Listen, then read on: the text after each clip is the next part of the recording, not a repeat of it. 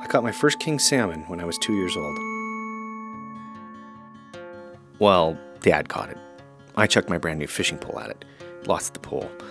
Didn't matter. I was hooked. I chased salmon around my whole childhood, basically until I discovered girls. I rediscovered my passion for fishing after college, when I went to work as a guide in Alaska. I spent my 20s with a singular mission: find salmon. And somewhere in there, I found myself, and fell hopelessly in love with wild salmon and wild places. In my 30s, I returned to the fishing grounds of my youth, but all the salmon I remember catching as a kid just weren't around anymore. I wanted to find out why. Wild salmon runs were decimated by 4 destructive practices over the last 150 years. This film will showcase 4 stories of hope for wild salmon that are happening right now, all while asking one essential question: have we learned anything from our past mistakes?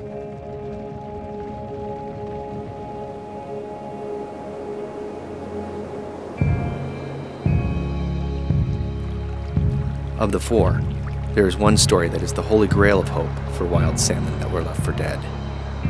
Right now, the Elwha River in Washington is undergoing the biggest dam removal in history. It was on the lower Elwha. I looked down at a pool, about 15, 20 salmon, 30, 40, 50 pounds, big fish, still swimming around after 100 years, wanting to get upstream. It was very moving. The lower Elwha Clallam people will see salmon return to them in a free-flowing river for the first time in 100 years, after they lost a legendary run of gigantic Chinook, or king salmon.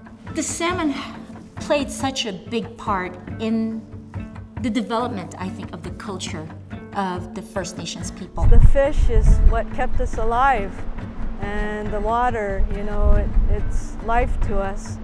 So we'll get our life back. One of the elders tells a story about her mother ready to prepare a fish that was so big, it took her mother 3 steps to go from tail to head. She told a story about one time her brother fell down between them, and it was like somebody falling down between logs. We look at salmon, it's not just a salmon. It's a species, it's a lifeline, you know, for different rivers. Columbia River, Copper River, Yukon River, Bristol Bay, you name it. That's salmon.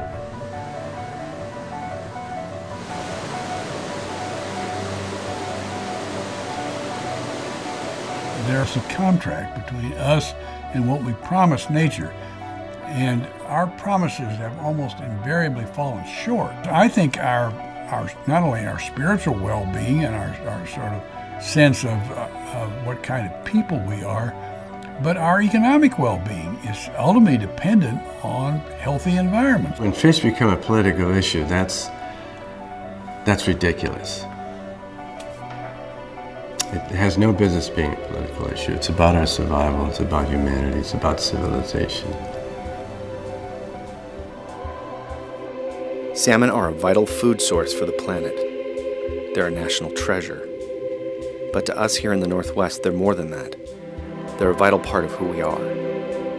Here, salmon are everywhere. Right now, in British Columbia, Canada, there are over 100 corporate fish farms floating in the Salish Sea, right next to migration routes of wild juvenile salmon. Deadly infections and parasites, like sea lice, breed rampantly in fish farms. And right now, in Bristol Bay, Alaska, 2 multinational mining corporations are vying for federal approval to construct the world's largest open pit mine at the headwaters of the largest wild sockeye salmon run left on the planet.